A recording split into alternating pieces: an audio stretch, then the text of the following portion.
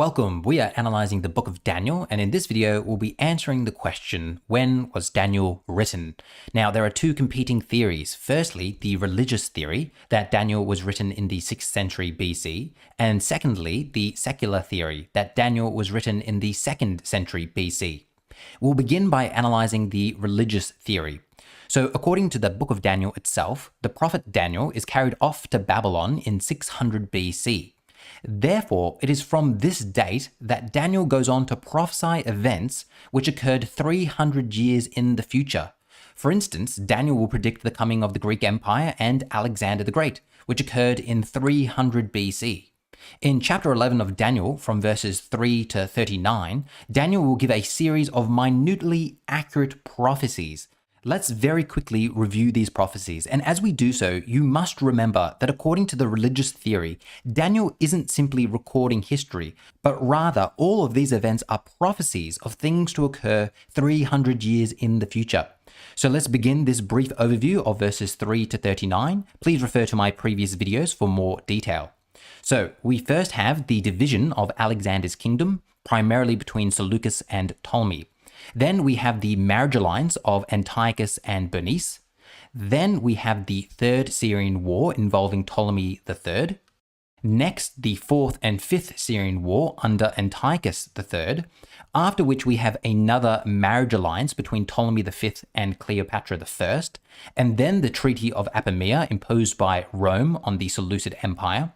We then have an allusion to Heliodorus attempting to rob the Jerusalem temple, then a very accurate account of how Antiochus IV came to be king.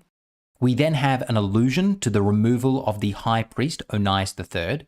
We then have the Sixth Syrian War, in which we are told about the famous encounter between Antiochus IV and Rome, and then we are told about the abomination of desolation. Now, all of this historically accurate information is recorded in astounding detail in verses 3 to 39 of Daniel chapter 11. And remember, according to the religious theory, all of these events were written down 300 years before they ever happened.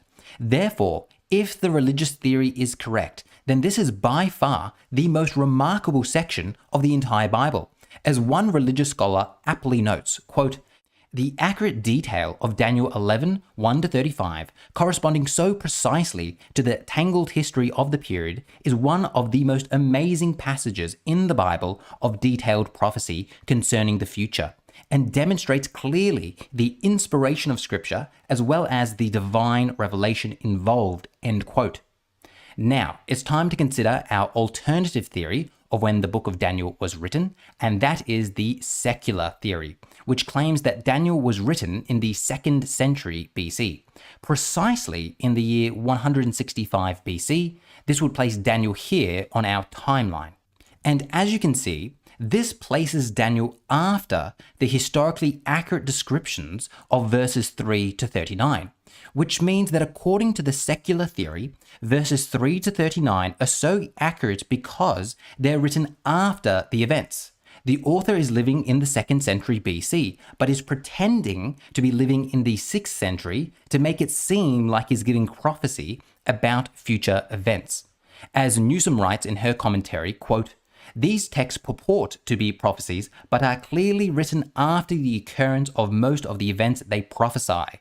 Newsom continues to write, "The historical detail of verses 3 to 39 are so precise and so generally accurate that scholars have cogently argued that the author must have had access to a chronicle of the history of Seleucid and Ptolemaic political and military interactions," end quote.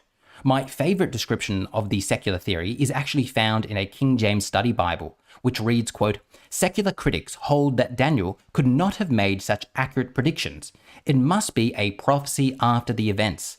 The author, the critics say, must have lived at the time of Antiochus Epiphanes, and probably wrote this to strengthen the faith of the Jews. But this argument was developed out of a theological bias that assumes true prophecy cannot take place. It also implies that the work was intentionally deceptive," end quote. So let's just pause here for a moment and determine whether, as this author writes, that the secular theory was developed out of a theological bias that assumes true prophecy cannot take place. Is this true? Is the only motive behind the secular theory the desire to deny that Daniel contains true prophecy? Well, I'm going to argue that the answer to that question is clearly no. And this will be obvious once we start reading past verse 39 of Daniel chapter 11. Because after verse 39, Daniel goes on to describe the 7th Syrian War and then the death of Antiochus in Israel. And interestingly, according to our outside history, neither of these events occurred. In fact, everything past verse 39, that being verses 40 to 45 of Daniel chapter 11, is all historically inaccurate. And hence, the secular theory claims that Daniel wrote in 165 BC because it explains why verses 3 to 39 are historically accurate, because Daniel accurately records past events. But then, for verses 40 to 45, Daniel inaccurately predicts future events. So hence, the secular theory simply doesn't derive out of this desire to deny that true prophecy exists, but rather appreciates both of these facts. The fact that verses 3 to 39 are historically accurate, but verses 40 to 45 are historically inaccurate. And therefore, they would argue that it only makes sense that Daniel wrote between these two sections. As one author writes, quote, Daniel 11, which is accurate through verses 39, and then diverges at verse 40, demonstrating that it was authored right after the events presented up to that point, end quote. Again, another scholar writes the following, quote, Daniel indeed describes as prophecies events that he knows to have occurred, but starting at 1140, he breaks with the historical past and attempts to foresee the future, though his prophecies do not come true, end quote. Yet again, another author writes the following, quote, whereas verses 1 to 39 correspond in detail with what historians know of that same period, verses 40 to 45 do not. If Daniel received detailed historical predictions in verses 1 to 39, why did he not enjoy the same degree of historical accuracy in verses 40 to 45? The author continues, the most probable explanation is that the inspired writer of Daniel 11 was actually a person living in the 2nd century BC. He was able to record verses 1 to 39 in accurate detail because those events were in the past historical memory. The events of verses 40 to 45, however, still lay in the future, end quote. And then finally, a religious scholar writing in the Preacher's Commentary describes the secular theory as so, quote, it suggests that at this juncture, verse 40, the author ceased describing past events of which he had already detailed historical knowledge under the guise of prophecy and began to offer a little prophesying of the future himself. The point at which his errors begin pinpoints his time of writing, end quote.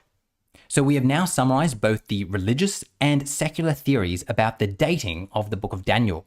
But hopefully you all have the same question, and that is, are verses 40 to 45 really historically inaccurate? Well, in the next few videos, we're going to be comparing verses 40 to 45 with outside history. So if comparing the biblical text with the writings of Diodorus, Tacitus, Polybius, Josephus, and the book of Maccabees sounds exciting to you, then please consider becoming a patron to get access to my full videos. You can become a patron for as little as $1 a month.